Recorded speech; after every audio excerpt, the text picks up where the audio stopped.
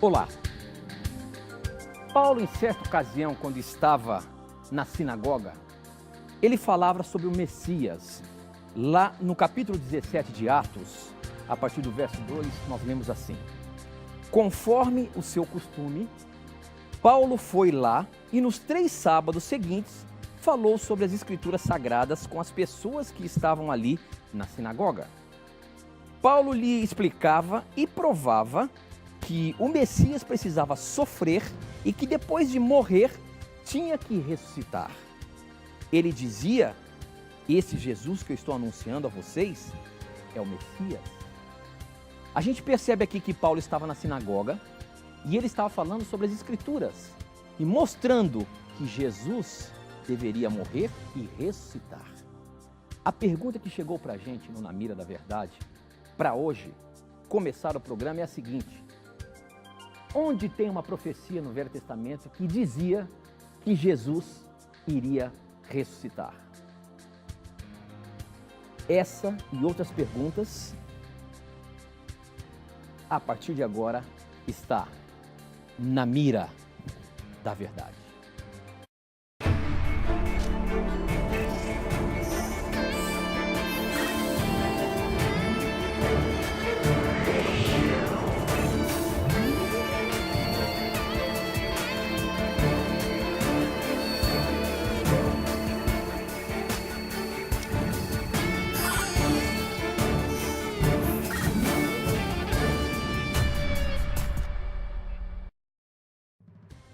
Olá, seja muito bem-vindo. Já estamos começando mais um programa Na Mira da Verdade, esse programa de perguntas e respostas bíblicas. E como eu sempre digo, a partir de agora já estamos conectados com o Brasil e o mundo através das ondas do rádio, da internet e da TV Novo Tempo espalhada pelo nosso país. E quem está lá preparado para responder a sua pergunta baseando-se na Bíblia é ele, professor Leandro Quadros. E aí, professor, já está preparado aí na sua biblioteca para nos dar boas respostas?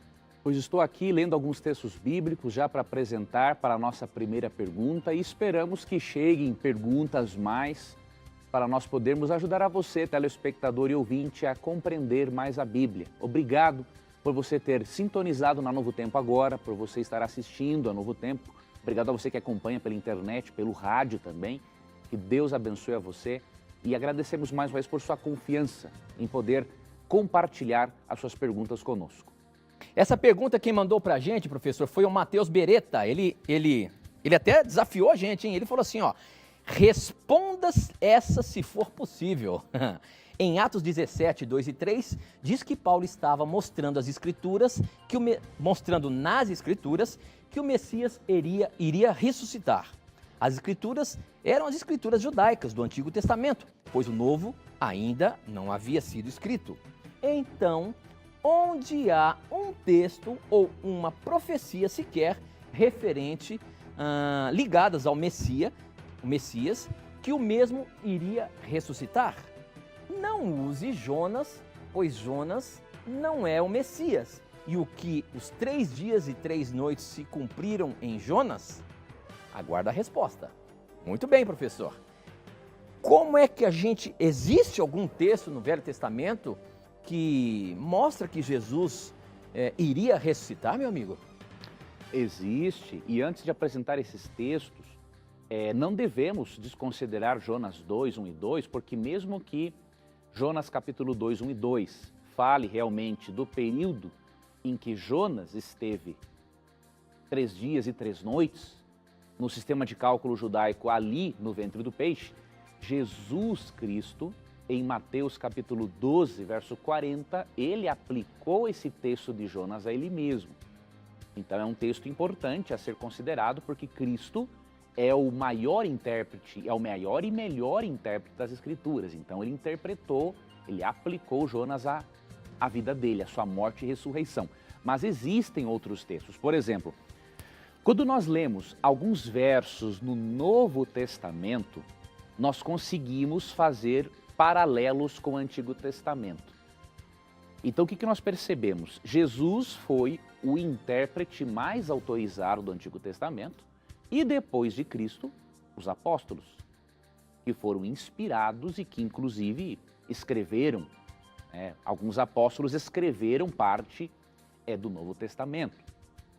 Então vamos primeiramente ver alguns textos do Novo Testamento para vermos quais textos do Antigo Testamento eles citaram porque fazem menção à ressurreição do Messias. Antes, saiba que existem centenas de textos messiânicos que falam de vários aspectos da vida de Cristo. E agora eu vou me deter em alguns que falam do Cristo ressuscitado. Você lê, por exemplo, uma afirmação de Paulo muito interessante, 1 Coríntios capítulo 15, verso 13, e aí você descobre da onde no Antigo Testamento, ele baseou esta afirmação aqui, para ele entender que Cristo ressuscitaria, onde o Messias ressuscitaria, né?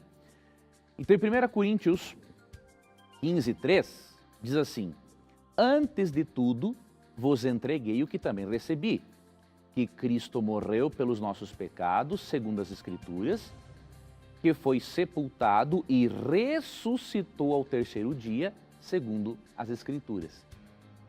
Então, Paulo, para defender a doutrina da ressurreição e a ressurreição de Cristo, ele usou as Escrituras.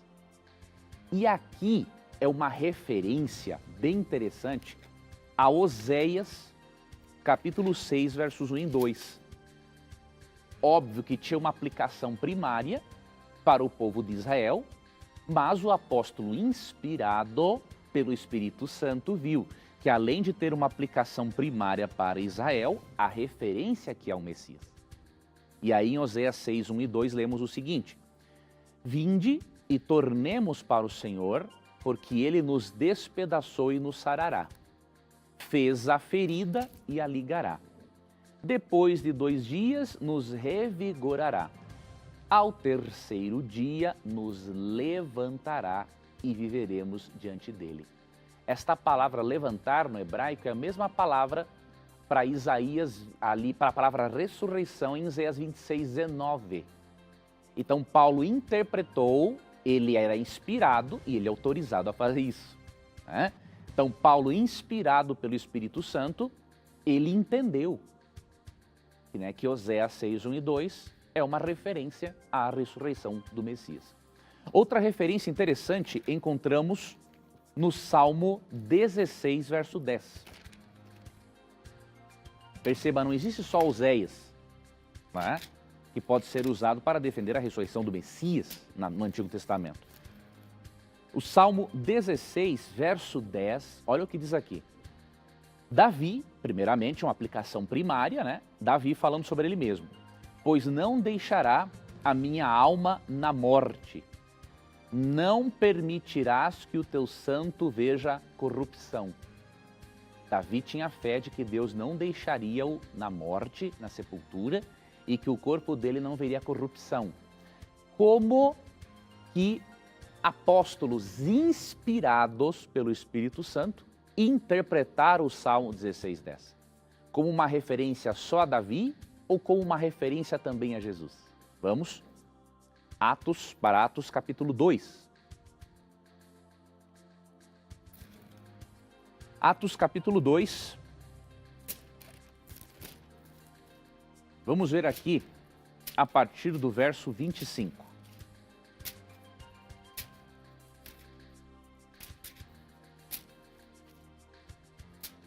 Diz o seguinte: porque a respeito dele, aqui no contexto fala de Jesus, diz Davi: diante de mim via sempre o Senhor, porque está à minha direita para que eu não seja abalado.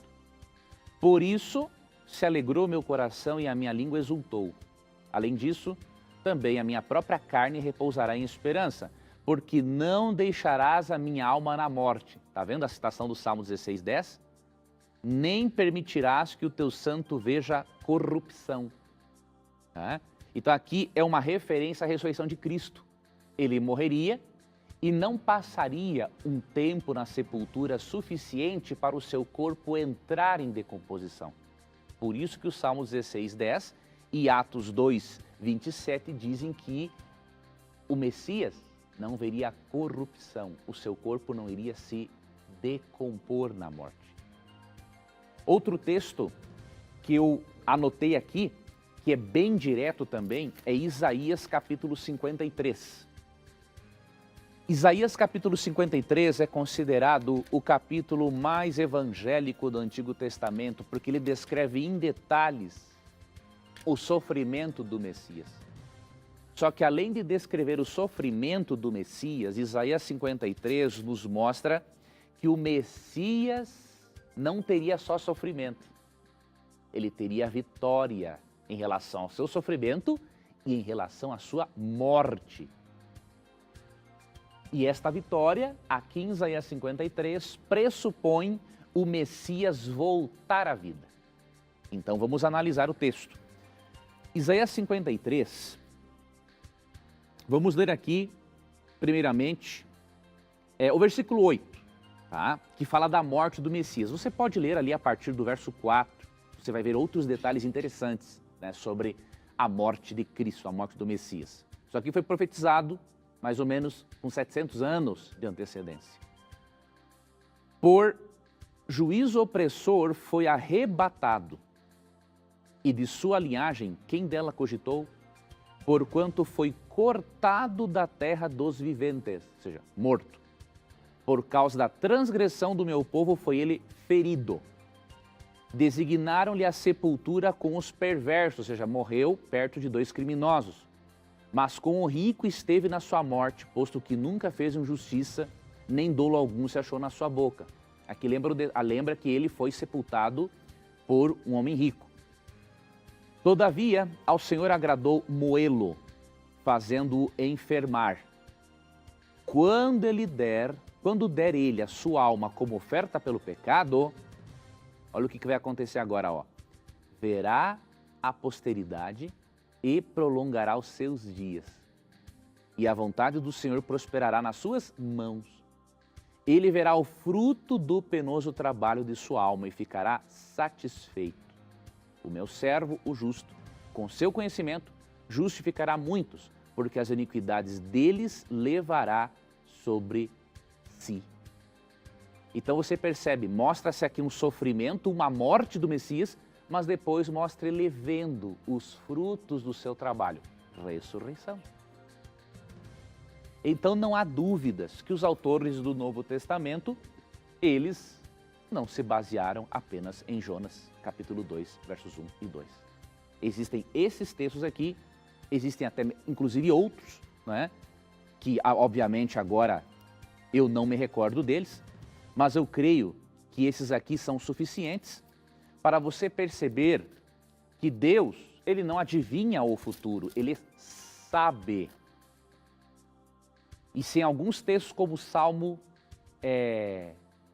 16, a morte e ressurreição do Messias foi profetizada com mais de 1000 anos, se em Isaías foi profetizada com cerca de 700 anos, não há razão para não crermos na sobrenaturalidade da Bíblia. Somente um livro fora do comum poderia predizer com precisão detalhes da morte e da ressurreição de Cristo. Então a Bíblia que nós temos em mãos não é qualquer livro, amigo telespectador e ouvinte. É um livro diferente. E eu convido a você que é um ateu e um agnóstico a se aprofundar na compreensão de todas as profecias messiânicas e das profecias preditivas. Você vai ver que é impossível, a probabilidade é zero, de pessoas anteciparem eventos com 700 anos de antecedência, 1000 anos. Então eu creio que isso vai ajudar você muito a entender que a Bíblia é um livro diferenciado. Muito bem, professor, e é por isso que o nosso programa existe, para motivar você a estudar esse livro sagrado. A gente tem aqui como objetivo mostrar que a gente consegue ver as respostas no livro sagrado, ter as respostas para as nossas inquietações no livro sagrado.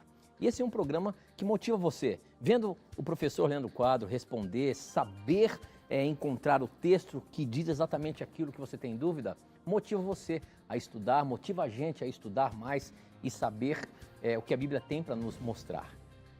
Leia a Bíblia. Este é um livro que vai mudar definitivamente a sua vida.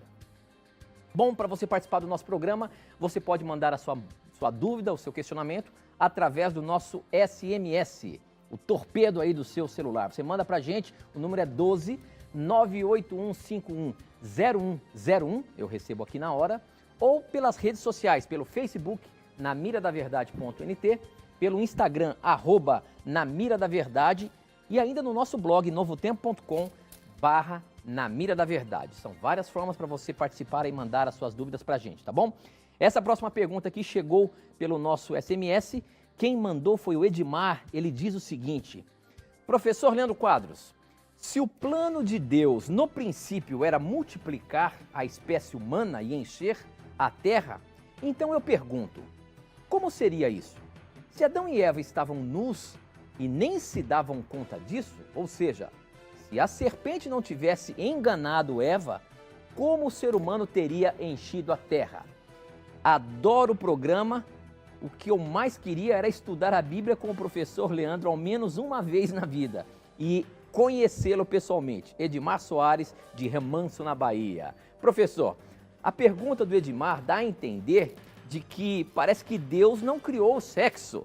Ou seja, o sexo aconteceu depois do pecado, depois que a serpente enganou Adão e Eva. É isso mesmo?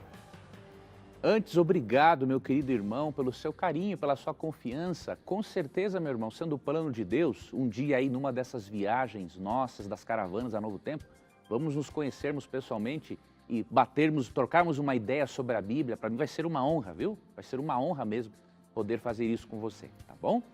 Veja, querido irmão, quando Adão e Eva se deram conta da nudez, isso não significa que eles não conhecessem, não é, o próprio corpo, mas que quando eles pecaram, a glória de Deus que era refletida neles se esvaneceu.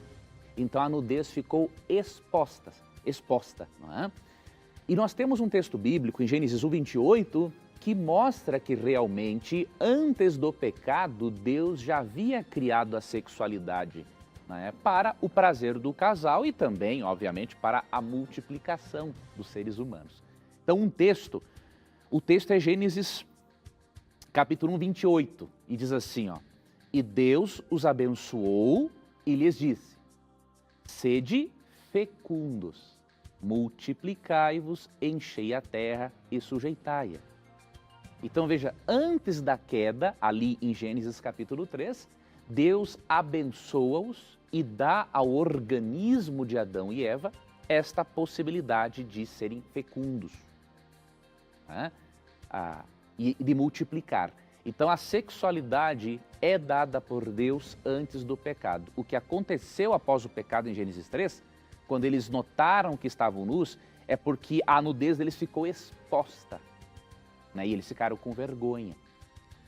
Eu gosto de um comentário, né, de Ellen White que diz, né, que a glória de Deus estava sobre eles. Então, quando eles se afastaram de Deus e pecaram, esta glória se esvaneceu. Aí, eles tiveram a nudez deles exposta. Muito bem, professor, muito bem. Tem uma pergunta capciosa aqui, meu amigo. Deixa eu ler. Quem está mandando essa pergunta é o Orange Marx. Ele baseia-se em Mateus capítulo 11, os versos de 13 a 15. Eu vou ler primeiro o verso aqui para a gente ver a pergunta dele, tá bom? Ok. Mateus capítulo 11, os versos de 13 a 15 diz o seguinte: até o tempo de João, todos os profetas e a lei de Moisés falaram a respeito do reino.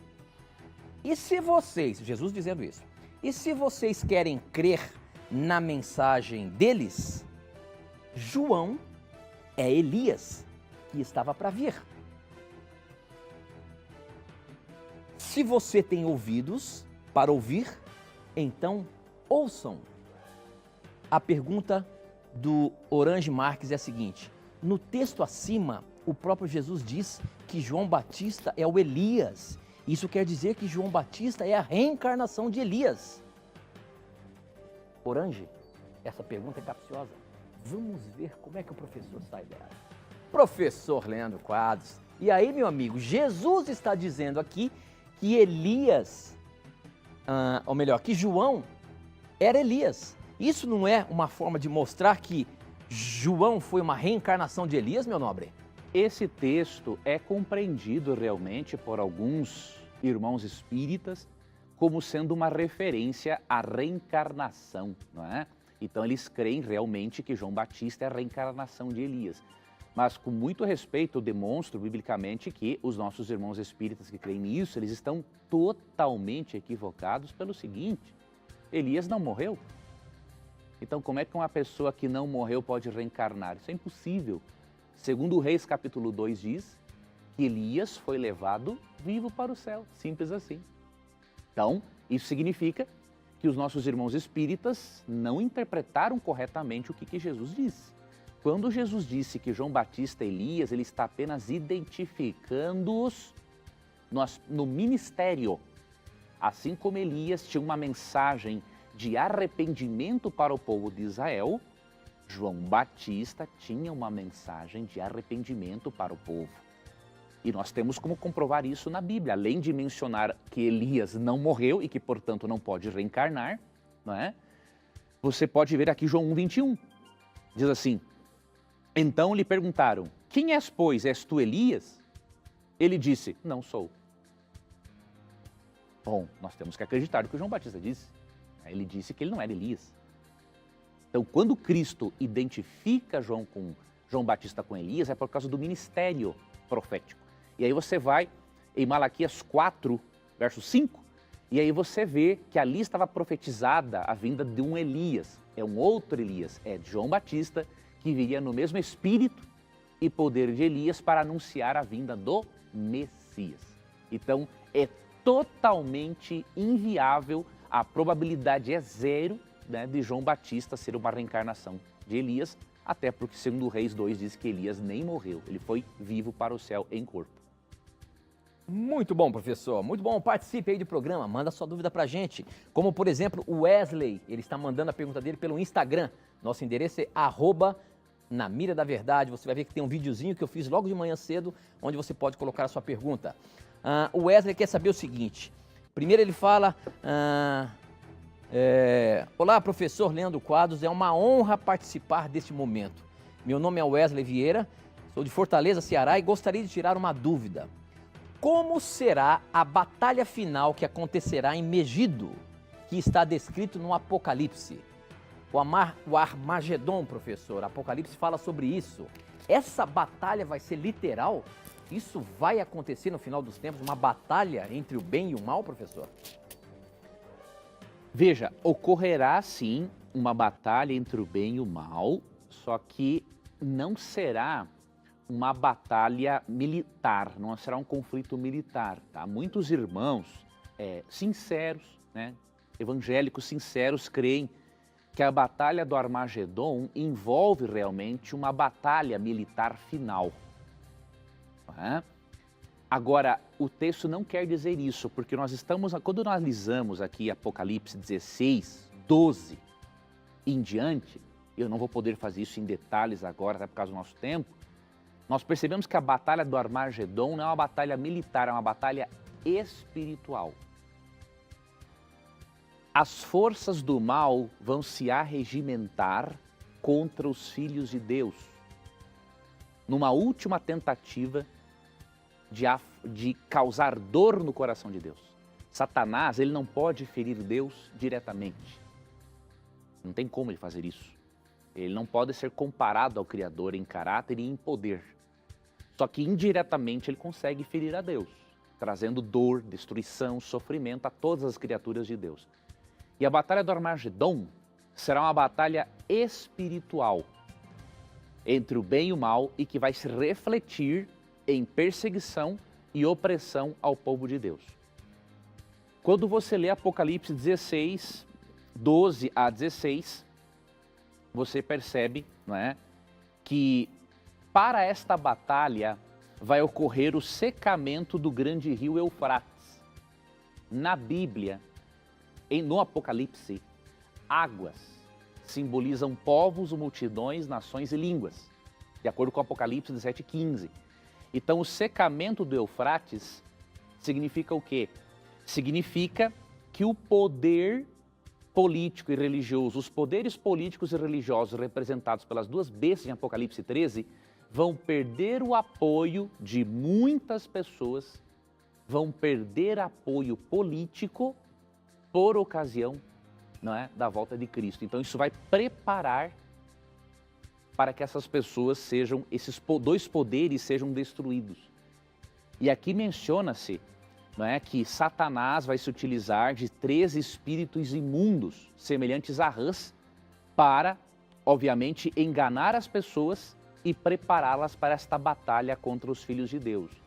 Isso aqui representa um sistema religioso e político falso, não é, que vai se unir em pontos em comuns, doutrinários, para atacar os filhos de Deus.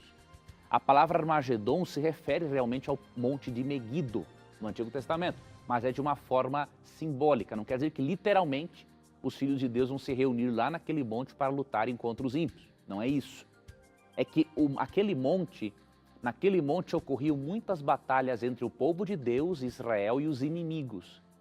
Então, a menção desta palavra aqui tem o propósito de dizer que nos últimos tempos haverá uma batalha espiritual entre o povo de Deus e os inimigos de Deus. E esta batalha é mais bem detalhada no capítulo 13, quando um poder político e um poder religioso se unem e boicotam economicamente os filhos de Deus, e todo aquele que não tiver o sinal da besta, de autoridade da besta, ele vai ser perseguido, boicotado, vai ter sofrimento. Então isso é uma referência. Você tem que estudar Apocalipse 16 com Apocalipse 13. Bom? Então eu recomendo para você, para se aprofundar neste assunto, eu vou lhe indicar um livro agora. Um livro, tem outros, mas um livro em especial, você pode ler um livro de Vanderlei Dornelles, intitulado Pelo Sangue do Cordeiro. Acesse cpb.com.br, é um site da Casa Publicadora Brasileira, ou ligue 0800 979 0606. Aí você vai no campo de busca e digita Pelo Sangue do Cordeiro. Ali ele mostra, ele explica biblicamente o que é a Batalha do Armagedon e como que os filhos de Deus podem sobreviver a este momento de batalha espiritual. Tá bom? Então acesse o site ou ligue, vai ser um material muito interessante para você se aprofundar nesse assunto. Muito bem, a gente vai para um breve intervalo, a gente volta já já.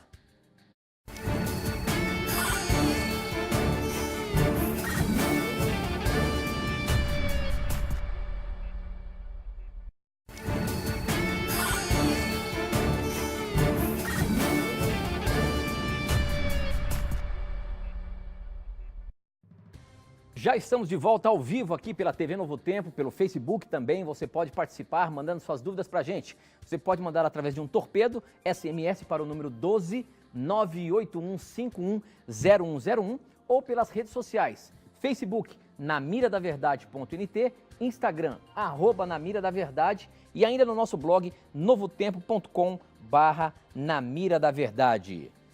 Tá esperando o quê? Manda sua pergunta pra gente. Vamos colocá-la na mira da verdade. Eu espero a sua pergunta aqui, como por exemplo, essa que chegou aqui pelo SMS do Francisco Sérgio. Ele é de Codajás, lá no Amazonas. Codajás, nós temos uma TV Novo Tempo lá em canal aberto. Um abraço a vocês aí que são de Codajás, que acompanham a Novo Tempo. A pergunta do Francisco é a seguinte: por favor, explique qual é a diferença entre batismo com o Espírito Santo e batismo com o fogo, pois já ouvi um pastor dizer que o batismo com o fogo é para a condenação. E aí, professor, tem diferença realmente, como ele está dizendo aqui, que ele ouviu o pastor falando, o batismo com o fogo é de condenação? Tem diferença entre o batismo do Espírito Santo e o batismo com fogo? Essa menção ao batismo com fogo e ao batismo com o Espírito Santo está aqui em Mateus capítulo 3, versículo 11 e também o versículo 12, tá? Antes, brevemente, o batismo com o Espírito Santo é uma presença maior que recebemos do Espírito por ocasião de aceitarmos a Cristo como Salvador. E esta presença do Espírito Santo, este ser enchido e batizado com o Espírito Santo, nos traz o quê? Mais poder de Deus para passarmos pela santificação ao longo da vida e também nos fornece dons espirituais para desenvolvermos o nosso caráter e levarmos o Evangelho. Então, toda pessoa que aceita Cristo como Salvador, independente do dom espiritual que ela tenha, ela é batizada com o Espírito Santo. Isso significa, amigo, telespectador e ouvinte, que mesmo que você não fale em línguas, você é batizado com o Espírito Santo. Nem texto da Bíblia diz que você tem que falar em línguas para provar que é batizado com o Espírito Santo, porque de acordo com 1 Coríntios 12, 29 e 30, o dom de línguas não será dado para todas as pessoas. São vários dons espirituais. E os vários dons espirituais, quando usados, trabalhados e desenvolvidos, eles em si são evidência, uma das evidências de que a pessoa é batizada com o Espírito. Agora, em relação ao batismo com o Espírito Santo e com fogo, existem interpretações diferentes de Mateus 3, 11 e 12. E eu, a princípio, eu não bati um martelo em relação a isso, porque eu preciso me aprofundar mais. Mas eu vou ler para você os 2 versos e vou lhe dar as 2 interpretações a esse assunto. João Batista, em Mateus 3,11, diz assim: eu vos batizo com água para arrependimento, mas aquele que vem depois de mim é mais poderoso do que eu, cujas sandálias não sou digno de levar. Aqui ele fala de Cristo. Ele vos batizará com o Espírito Santo e com fogo. Alguns intérpretes pensam que ser batizado com o Espírito Santo e com fogo significa ser batizado com Espírito e adquirir um fervor do Espírito Santo por ocasião do batismo. Esse seria um simbolismo de fogo. Agora, outros intérpretes creem, com base, considerando também o verso 12, que este fogo realmente poderia ser o fogo do juízo sobre aqueles que não aceitaram a Jesus e que não receberam o batismo com o Espírito Santo.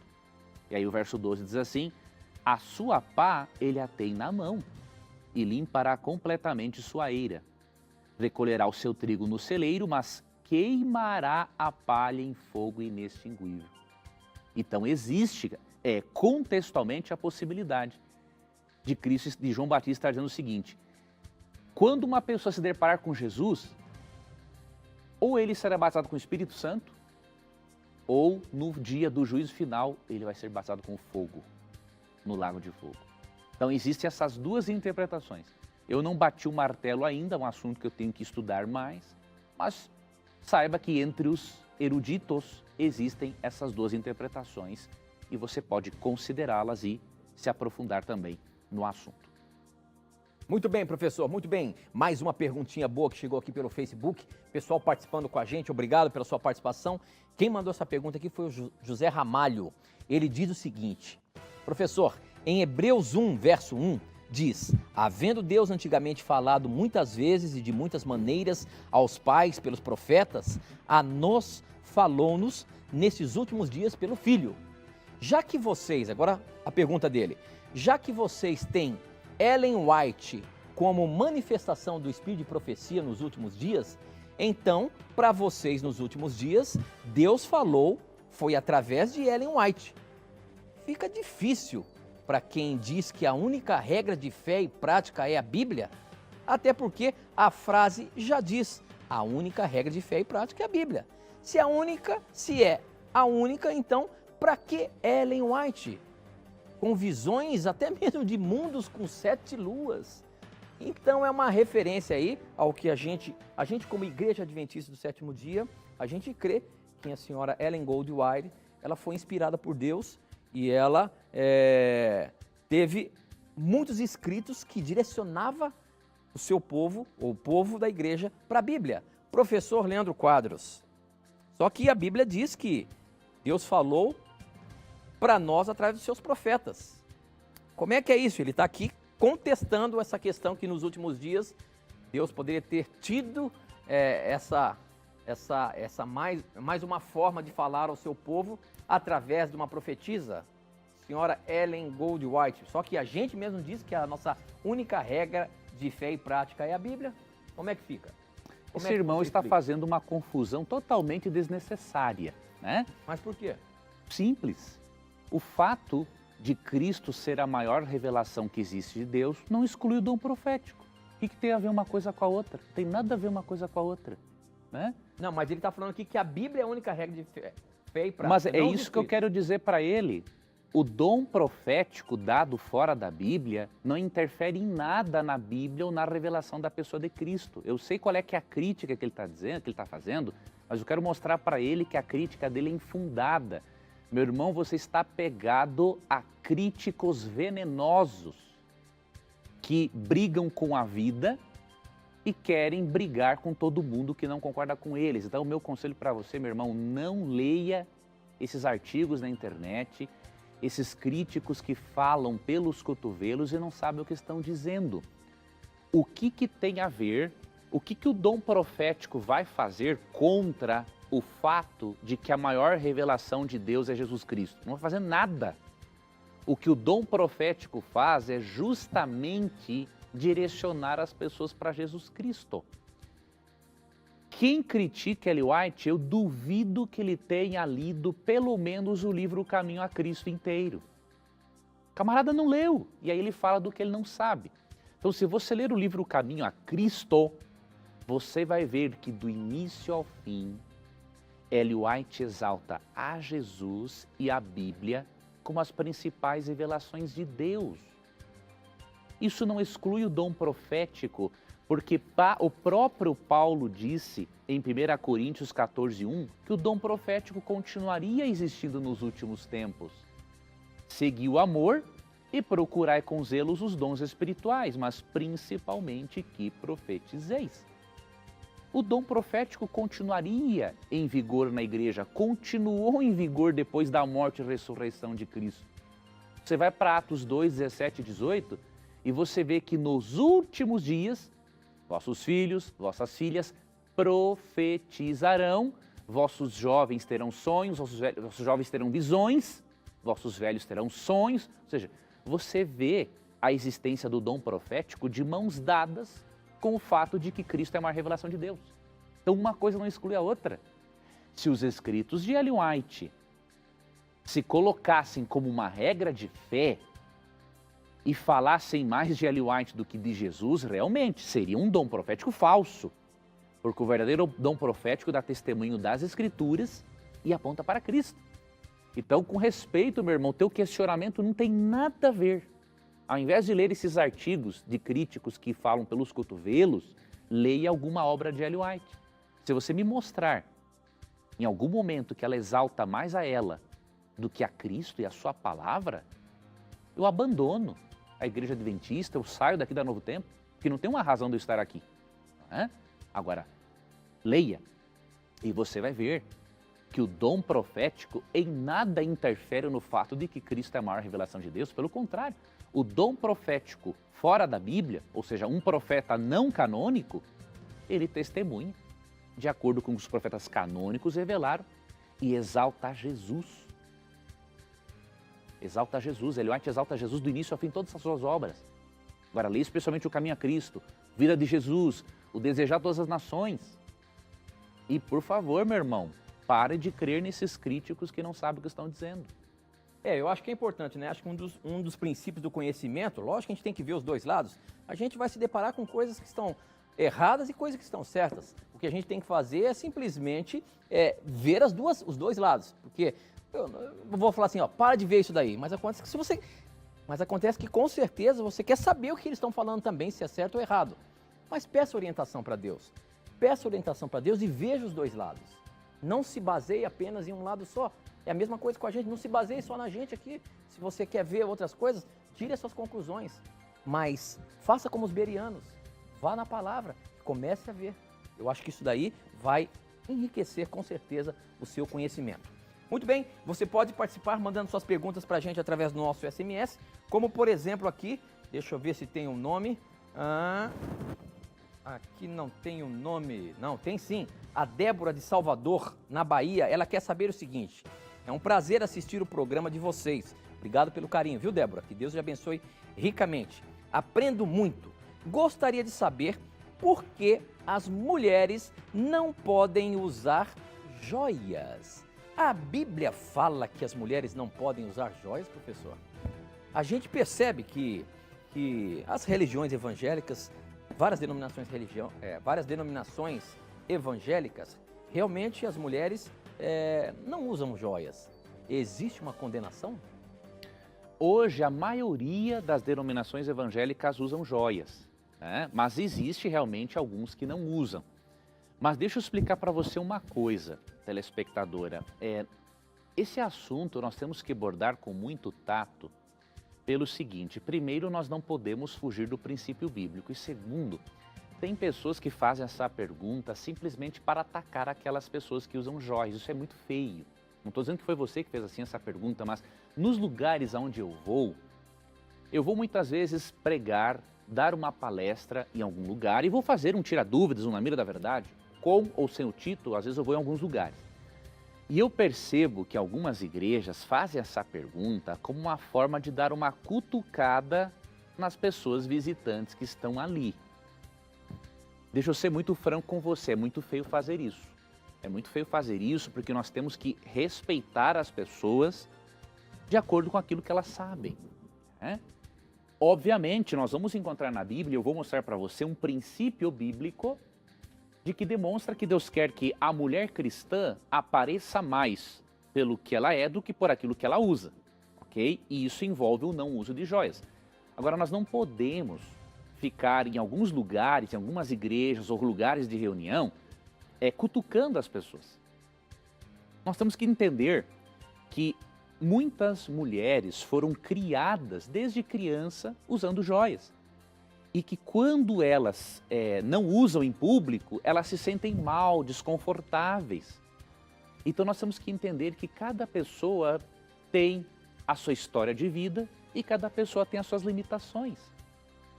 Outra coisa que devemos entender é que Deus não vai jogar ninguém no lago de fogo porque usa ou não usa joias, né? O que realmente vai fazer com que muitas pessoas sejam jogadas no lago de fogo é a língua. E ali em Tiago 3 é dito que a língua é um instrumento poderoso para destruir a vida das pessoas e que Deus vai acabar queimando a língua de muita gente que se preocupa em fazer fofoca, em falar mal dos outros e não olha para os seus próprios erros e pecados. Ok? E Levítico 19:18 diz que nós não devemos andar como mexeriqueiros. Então eu quero dar esse recado para as pessoas que se utilizam dessa pergunta para dar uma cutucada e uma agredida nas outras pessoas que com boa intenção vêm até a igreja para aprender mais de Cristo. Então nós temos que deixar que essas pessoas aprendam de Cristo, se apaixonem por Jesus. E aí, quando elas se apaixonarem por Cristo, vestir-se dentro dos princípios de modéstia cristã será uma consequência natural e será muito mais fácil para a pessoa. Então, dito isso, aí eu posso lhe mostrar agora que realmente a preferência de Deus é que a mulher cristã se vista e se adorne de uma forma diferente daquelas que não são cristãs. E Deus entende o limite, Deus entende o tempo.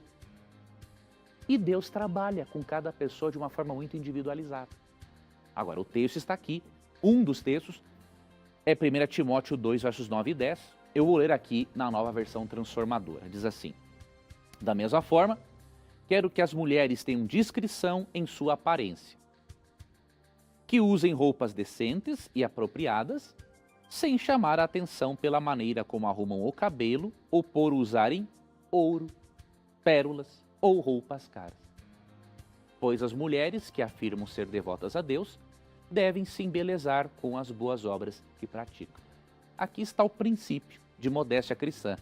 Diz que as mulheres devem ter discrição na sua aparência, ou seja, não chamar a atenção mais para a aparência do que para o caráter, né? E isso envolve o quê? Envolve usar roupas decentes e apropriadas, né? Sem chamar a atenção pela maneira como arrumam o cabelo. Naquela época de Paulo, elas usavam cabelos trançados com filetes de ouro. Isso aqui é uma referência a cabelos luxuosos, não é? E também não usar o ouro, pérolas ou roupas caras.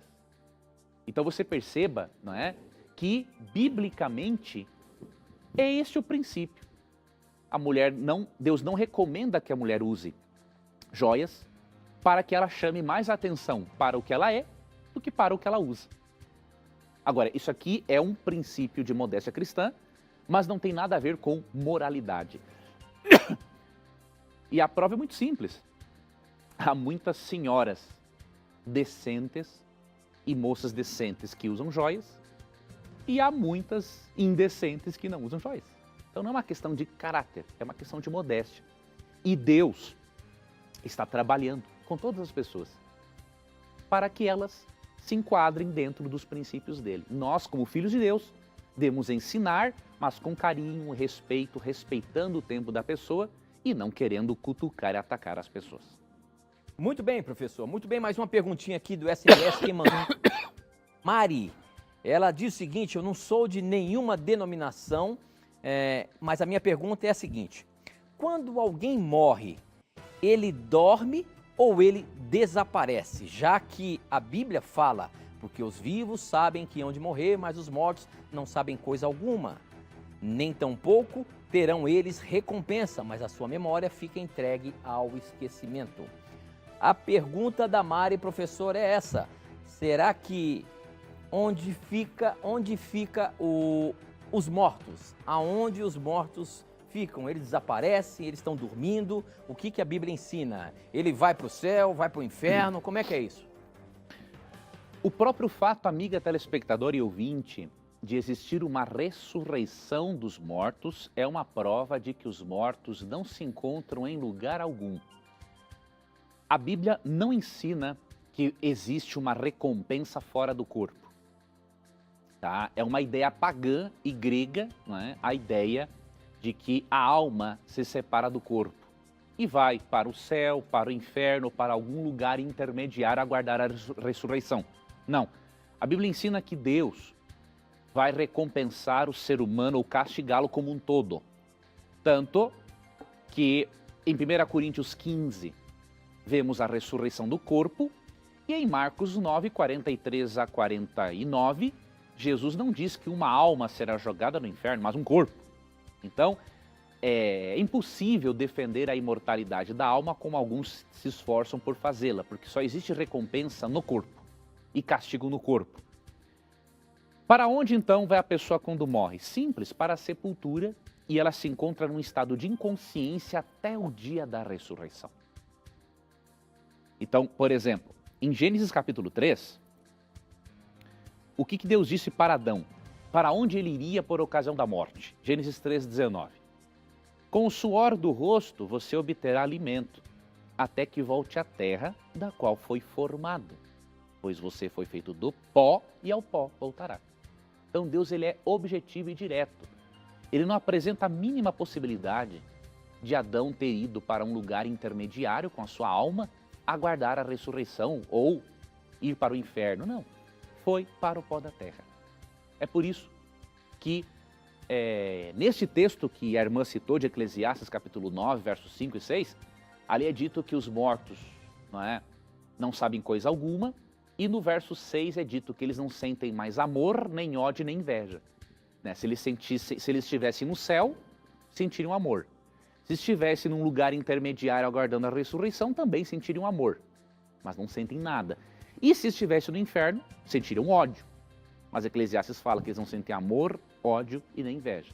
Então isso prova para nós que a morte é um sono sem sonhos até o dia da ressurreição, que ocorrerá na segunda vinda de Cristo. O próprio Paulo, ele diz em 2 Timóteo 4,8, que ele receberia a coroa da justiça, a vida eterna, a recompensa de Cristo, por ocasião da segunda vinda. Então, aqueles que defendem a imortalidade da alma, realmente, por mais bem intencionados que sejam, eles não têm a doutrina bíblica. Muito bem, professor, muito bem. Tem uma perguntinha aqui no nosso Facebook. Eu queria agradecer muito a você que participa do programa, você das mais diversas denominações religiosas, dos mais diversos credos. Esse programa aqui, você é muito bem-vindo, você é nosso irmão. Todos nós somos irmãos em Cristo. Obrigado por você acompanhar a gente, obrigado por você estar aqui para ouvir um pouquinho do que a palavra de Deus pode nos orientar. Essa pergunta quem mandou foi o Felipe Alves. Ele diz: graça e paz. Me chamo Felipe, sou da Assembleia de Deus de Jacareí, aqui da nossa cidade. Felipe, um abraço para você, viu? A minha pergunta é: me explique, quem são os salvos de Apocalipse 20, a partir do verso 14? Esses salvos são antes da vinda de Cristo ou depois da vinda, quando Deus derrama a sua ira? Obrigado e fiquem todos na paz, meus queridos irmãos adventistas. Obrigado, querido, que Deus lhe abençoe. Vamos ler, nós temos 3 minutinhos aqui, professor. Ali a partir do verso 14 de Apocalipse 20, então a morte e o mundo dos mortos foram jogados ao lago de fogo.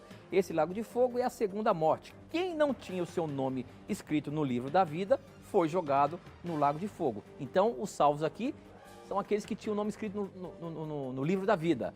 Isso é antes ou depois da segunda vinda de Cristo? Muito boa pergunta. Aqui está se referindo ao juízo final, né? Porque o juízo na Bíblia, ele ocorre, querido irmão, em 3 fases. Ele tem uma fase pré-advento, que ocorre antes da volta de Cristo, ou antes do advento de Cristo. Tem a fase durante o milênio, que nós podemos ver aqui em Apocalipse 20, do verso 1 até o verso 6. E tem a fase pós o milênio, que vai a partir do verso 7 aqui até o versículo 15. Tá? Só que esta fase após o milênio é só execução. Porque no momento do juízo pré-advento, Deus já demonstra para o universo, de acordo com Daniel 7, versos 9 e 10, quem realmente é de Deus e quem não é. Então, todos os casos, eles já foram, assim, decididos antes da segunda vinda de Cristo. Durante o milênio, nós vamos passar por um processo, por uma outra fase do juízo, que é um juízo de confirmação, ou seja, Deus vai mostrar para os justos por que certas pessoas foram salvas e outras não. Porque Deus, antes de executar o juízo final, que é o castigo no lago de fogo, primeiro ele presta contas para os anjos da sua forma de lidar com o pecado dos pecadores. Isso ocorre no juízo pré-advento. Depois Deus presta contas para os justos, como é que ele lida com o pecado dos pecadores. Isso ocorre durante o milênio, para só depois ocorrer a execução.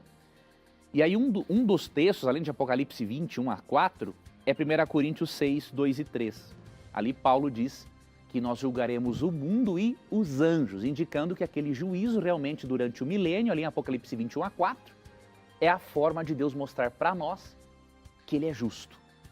Quando ele salva uns e não salva outros, porque ele vai demonstrar para nós tudo aquilo que ele fez para salvar a todos. E, obviamente, aqueles que se recusaram, ele não pode levar para o céu obrigados. Lê então 1 Coríntios capítulo 6, versos 2 e 3.